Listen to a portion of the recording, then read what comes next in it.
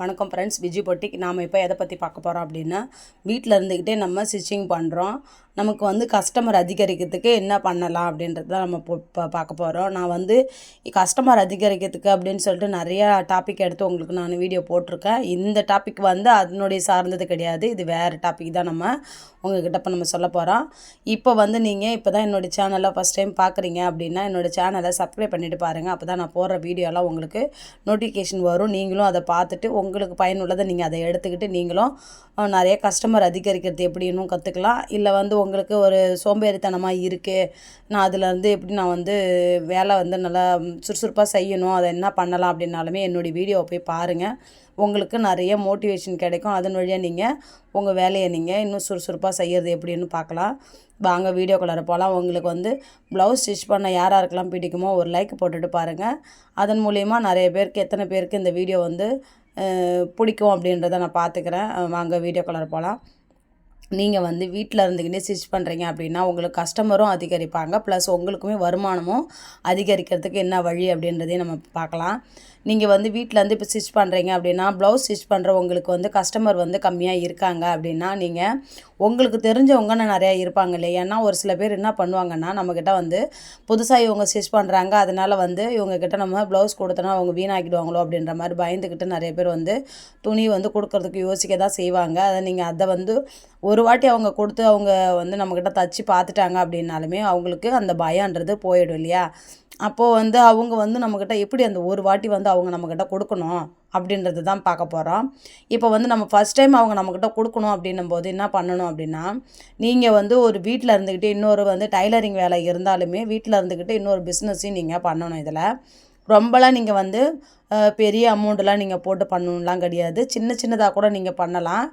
ஒரு 5000 6000 இருந்தாலே போதும், 10 ரூபாக்குள்ளார கூட இருந்தாலே போதும். நீங்கள் அதை வச்சுக்கிட்டு நீங்கள் என்ன பண்ணலாம் அப்படின்னா, உங்களுடைய தொழில் சம்மந்தப்பட்டது தான் இது எல்லாமே நான் சொல்கிறது. இப்போ நீங்கள் ப்ளவுஸ் ஸ்டிச் பண்ணுறீங்க இல்லையா? ப்ளவுஸ் ஒரு கட்டு வாங்கிக்கோங்க. 80 பீட்டில் ஒரு கட்டு வாங்கிக்கோங்க. 1 மீட்டர் பீட்டில் ஒரு கட்டு வாங்கிக்கோங்க. இது பேசிக்காக இது ரெண்டுத்துக்குமே ஒரு 5000 தான் ஆகும்.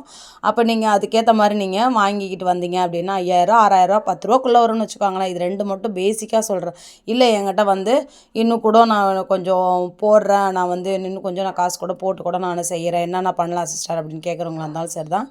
அவங்க என்ன பண்ணலாம் அப்படின்னா, நைட்டி பாவாடை ப்ளஸ் ப்ளவுஸு இது 4மே நீங்கள் எடுத்துகிட்டு சேல் பண்ணுங்கள். சேல் பண்ணுற போது நீங்கள் கடையில் கொடுக்கறத விடவே உங்களுக்கு தெரியும் இல்லையா, அவங்கக்கிட்ட நீங்கள் கொஞ்சம் கம்மியாகவே வாங்குங்க. கொஞ்சம் கம்மியானாக்கா உங்களுக்கு தெரியும் எவ்வளோ உங்களுக்கு கட்டுப்படி ஆகுன்றது. அதுக்கேற்ற மாதிரி நீங்கள் கொடுத்து விற்க ஆரம்பிச்சிட்டிங்க அப்படின்னாலுமே அவங்க விற்க வாங்குறாங்க பார்த்தீங்களா, அவங்க என்ன பண்ணுவாங்கன்னா வாங்கிட்டு உங்ககிட்டே தைக்கிறதுக்கு கொடுக்கறதுக்கு நீங்கள் தான் அவங்கக்கிட்ட பேசணும் இல்லையா? நீங்கள் என்ன பண்ணணும் அப்படின்னா, நீங்கள் இது போல் நான் ப்ளவுஸ்லாம் நல்லா ஸ்டிச் பண்ணுவேன், நீங்கள் வாங்கின ஜாக்கெட்லேயே ஒன்று கூட கொடுத்து பாருங்கள், நான் தைச்சது உங்களுக்கு பிடிச்சிருந்ததுன்னா நீங்கள் மறுபடியும் கூட நீங்கள் தைச்சிக்கோங்க. இல்லைன்னா நீங்கள் உங்களுக்கு யாருக்கிட்ட தைக்க பிடிச்சிருக்கோ அங்கே கூட நீங்கள் தைச்சிக்கோங்க அப்படின்னு சொல்லிவிட்டு அவங்கக்கிட்ட பேசி எப்படியாச்சும் ஒரு ப்ளவுஸ் வாங்க பாருங்கள். அது மாதிரி நீங்கள் அவங்கக்கிட்ட பேசி வாங்குறீங்கன்னும் போது அவங்க கேட்குற அளவுக்கு ஃபினிஷிங்கும் சரி தான், கரெக்டாக அவங்களுக்கு ஃபிட்டிங்கும் சரி தான், கரெக்டாக இருக்கணும். அதுக்கேற்ற மாதிரி நீங்கள் நல்லா அழகாக ஸ்டிச் பண்ணுங்கள். ஸ்டிச் பண்ணி அவங்கக்கிட்ட கொடுத்துட்டிங்க அப்படின்னாலுமே அவங்க அதை வேர் பண்ணி பார்த்துட்டு அவங்களுக்கு பிடிச்சிருந்ததுன்னா அவங்க உங்ககிட்ட ப்ளவுஸ் நிறைய கொடுக்க ஆரம்பிப்பாங்க இல்லையா? அதன் வழியாக நமக்கு கஸ்டமர் அதிகரிப்பாங்க. இது போல் நீங்களும் ட்ரை பண்ணி பாருங்கள். ஏன்னா இது போல் மெத்தடில் நான் ஆரம்ப ஸ்டேஜில் ட்ரை பண்ணி பார்த்துருக்கேன். அது எனக்கு சக்ஸஸாக தான் ஆகியிருக்கு. அதனால தான் நான் உங்களுக்கு இதை சொல்கிறேன். இதில் நிறைய பெனிஃபிட் இருக்குது. நமக்கு கஸ்டமரும் அதிகரிப்பாங்க, ப்ளஸ் நமக்கு வேலையும் நமக்கு இப்போ 1க்கு 2 வேலையாகவும் ஆன மாதிரி இருக்கும். நம்ம ஸ்டிச்சிங் ஒர்க்கும் பார்த்த மாதிரி இருக்கும், நம்ம ப்ளவுஸ் வாங்கி சேல் பண்ணும்போது ப்ளவுஸ்லையுமே நமக்கு காசு கிடைச்ச மாதிரி இருக்கும் இல்லையா? அது ப்ளவுஸை வாங்கி நம்மக்கிட்டே ஸ்டிச் பண்ணும்போது அது 2 வருமானமாகவும் இருக்கும். நமக்கு வீட்டில் இருந்துக்கிட்டே அந்த வேலையை நம்ம எந்த அளவுக்கு நம்ம வளர்த்துக்கிட்டு போகணும் அப்படின்றதையும் நீங்கள் பார்த்துக்கலாம். நான் எப்பயுமே வருஷம் இந்த வேலை செய்வேன். ஆனால் என்னால் மெனக்கிட்டு இதை செய்ய முடிய மாட்டுது. அதனால் என்ன பண்ணுறேன் அப்படின்னா, தீபாவளி பொங்கல் வருதுன்னா அப்போ மட்டும் என்ன பண்ணுவேன்னா போயிட்டு சேரீயும் கொஞ்சம் எடுத்துப்பேன். சேரீ, ப்ளவுஸு, பாவாடை, நைட்டி இதை மட்டும் நான் கொஞ்சம் எடுத்துகிட்டு வந்து சேல்ஸ் பண்ணுவேன். சேல்ஸ் பண்ணுறது வந்து நான் யாருக்கிட்டேயுமே வெளிலலாம் போயெல்லாம் சேல்ஸ் பண்ண மாட்டேன். நம்மக்கிட்ட வர கஸ்டமர்கிட்ட நான் ரெகுலராக வாங்குறவங்களும் இருக்காங்க. தீபாவளி வருதுனாலே அவங்க எனக்கு கால் பண்ணுவாங்க, அக்கா நீங்கள் போய் எடுத்துகிட்டு வந்துட்டிங்களா அப்படின்ட்டு.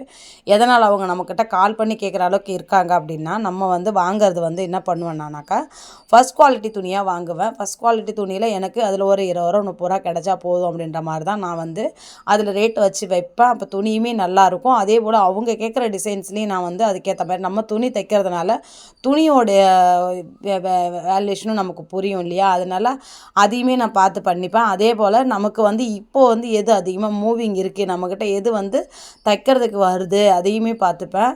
எனக்கு இப்போ இருக்கிற ட்ரெண்டிங்கில் எந்த சேரீ வந்து நல்லா மூவிங்காக இருக்கும் அந்த சேரீ பார்த்து வாங்குறதுனால வர கஸ்டமருக்கு ரொம்ப பிடிக்கும். அதனால் வந்து சேரீலாம் வாங்கின உடனேவே ஓடிடும்.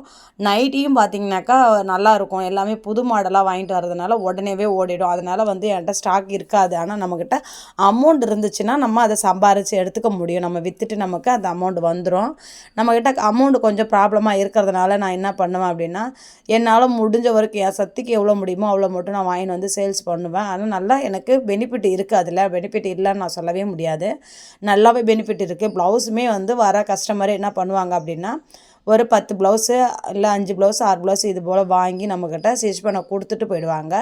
அப்படியுமே வந்து எனக்கு நான் வந்து ஒரு சில பேர் வந்து காசு கொடுத்துட்டு வாங்கிட்டு நம்மக்கிட்ட ஸ்டிச் பண்ண கொடுப்பாங்க. ஒரு சிலர் என்ன பண்ணுவாங்கன்னா, எடுத்து ஒரு 6 7 ப்ளவுஸ் எடுத்துகிட்டு இதை நீங்கள் ஸ்டிச் பண்ணிவிட்டு மொத்தமாக ரேட் எவ்வளோன்னு சொல்லுங்கள், நான் வந்து சேர்த்து கொடுத்துட்டு வாங்கிடுறேன் சம்பளம் வந்தோடனே அப்படின்னு சொல்லுவாங்க. அப்போ எனக்கு அது 2 காசாக ஒன்றா வரும்போது அதுவுமே எனக்கு ஒரு பெனிஃபிட்டாக இருக்கும். நம்மக்கிட்டே கொடுக்கறதுனால ஒன்றும் பிரச்சனை கிடையாது இல்லையா.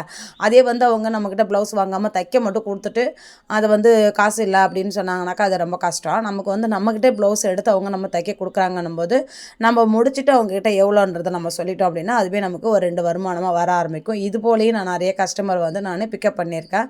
இவங்கக்கிட்ட போனால் இன்றைக்கி வந்து அர்ஜென்ட்டாக ஒரு ப்ளவுஸ் வாங்கணும், அவங்கக்கிட்ட வாங்கி நம்ம அப்படியே தைக்க கொடுத்துட்டு வந்துடலாம் அப்படின்ற மாதிரி நிறைய பேர் வருவாங்க. இது போல் வர்றதுனாலே நமக்கு கஸ்டமர் வந்து அதிகரித்தாங்க. கடை வச்சுருக்கும் போது தான் நான் அந்த வேலையை பார்த்தேன். வீட்டில் வந்து தைக்கும் போதே இதை நான் ஸ்டார்ட் பண்ணிட்டேன். நான் வந்து ஒரு வருஷம் தீபாவளி அப்போ வீட்டில் இருக்கும்போதே ஸ்டார்ட் பண்ணேன். வீட்டு பக்கத்தில் இருக்கிறவங்களாம் வாங்கினாங்க. வாங்கிட்டு கொஞ்சம் துணி வந்து மீந்துடுச்சு. வீட்டில் இருக்கிறவங்கக்கிட்டலாம் வந்து அந்த அளவுக்கு நமக்கு சேல் ஆகாது இல்லையா.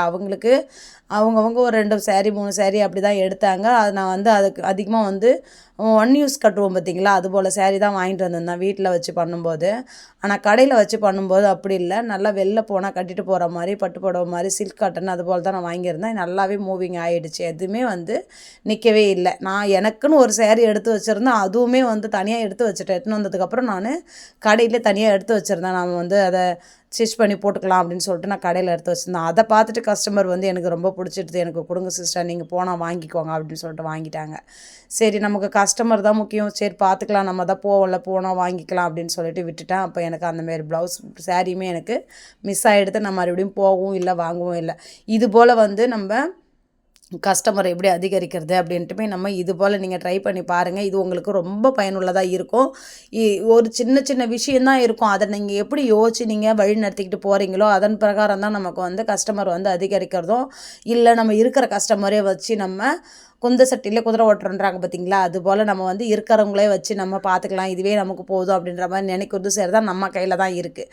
நம்ம வந்து எந்த அளவுக்கு நம்ம ஹார்ட் ஒர்க்கு நம்ம முயற்சி போடுறோமோ, நம்மளுடைய முயற்சியை நம்ம எந்த அளவுக்கு போட்டுக்கிட்டே இருக்கிறோமோ அதன் வழியாக தான் நமக்கு வந்து கஸ்டமர் வந்து அதிகரிப்பாங்க. இருக்கிற கஸ்டமரை வச்சுக்கிட்டு அப்படியே நம்ம மெயின்டைன் பண்ணுறதும் நம்ம கையில் தான் இருக்குது. கஸ்டமர் அதிகரிக்க வைக்கிறதுக்கும் நம்ம கையில் தான் இருக்குது.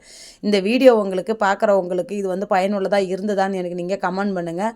இதன் வழியாக நிறைய பேர் பார்க்குறவங்களுக்குமே இது போய் ரீச் ஆகும். நிறைய பேர் அதாவது மெசேஜ் பண்ணுங்கள், கமெண்ட் பண்ணுங்கள். கமெண்ட் பண்ணுறது மூலிமா நிறைய பேருக்கு வந்து இது புரியும். இது போலே நம்ம பண்ணலாம், நான் வந்து இது போல் பண்ணியிருக்கேன் அப்படின்றது நீங்கள் வந்து சொல்லுங்கள். அதன் வழியாக அவங்க தெரிஞ்சுப்பாங்க. இந்த வீடியோ உங்களுக்கு பிடிச்சிருந்தால் லைக் பண்ணுங்கள், ஷேர் பண்ணுங்கள், கமெண்ட் பண்ணுங்கள். இது போல் வீடியோ வேணும்னாலும் எனக்கு நீங்கள் கமெண்ட் பண்ணுங்கள், நானும் தெரிஞ்சுக்கிறேன். இனிமேல் வந்து உங்களுக்கு அடிக்கடிக்கு உங்களுக்கு மோட்டிவேஷன் வீடியோலாம் வேணும்னா எங்களுக்கு கமெண்ட் பண்ணுங்கள். அதை வச்சு நானும் உங்களுக்கு அடிக்கடிக்கு மோட்டிவேஷன் வீடியோவும் நான் உங்களுக்கு போடுறேன். இப்போது வந்து கொஞ்சம் ஒர்க்கு செம்ம டைட்டாக போயிட்டு இருக்கிறதுனால கொஞ்சம் ஹெவியாக இருக்குது என்னாலையும். உடம்பு முடியலனாலும் ஆனால் நம்ம வந்து அதை வந்து கஸ்டமர்கிட்ட நம்ம சொல்ல முடியாது இல்லையா, அதெல்லாம் வந்து பார்க்க முடியாது. நம்ம வந்து நமக்கு கஸ்டமரோடைய மைண்டு தான் நமக்கு ரொம்ப முக்கியம். அவங்க என்ன சொல்கிறாங்களோ அதை தான் நம்ம வந்து செஞ்சாகணும்.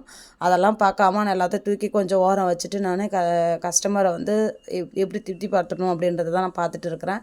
இந்த வீடியோ உங்களுக்கு பிடிச்சிருந்தால் லைக் பண்ணுங்கள். இது வரைக்கும் என்னுடைய வீடியோவை ஸ்கிப் பண்ணாமல் பார்த்த அனைவருக்கும் ரொம்ப ரொம்ப நன்றி. Bye friends.